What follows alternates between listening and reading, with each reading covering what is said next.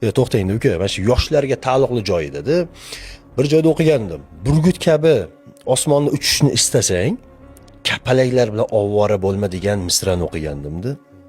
Tafakkur qiladigan joyi borda, yoshlarimizga taalluqli. Mana 17, 18, 20 yoshli endi qaynayotgan, katta hayotga qadam qo'yayotgan ukalarimiz bor-ku. Ular katta maqsadlar o'ylab turishibdimi? Hozir ahliga sevgi, muhabbat, kompyuter, PUBG, Counter Strike, futbol, kechasi 1:30-2gacha futbol ko'rishlar chetda surib qo'yib, oshna og'aynisi bilan har kuni har xil joylarga borib, dam olib, oliftagarchilik qilishdan ko'ra, o'sha katta maqsadni ko'zlab turib, voz kechish kerak biz ko'p narsadan. Tinmasdan mehnat qilish kerak edi.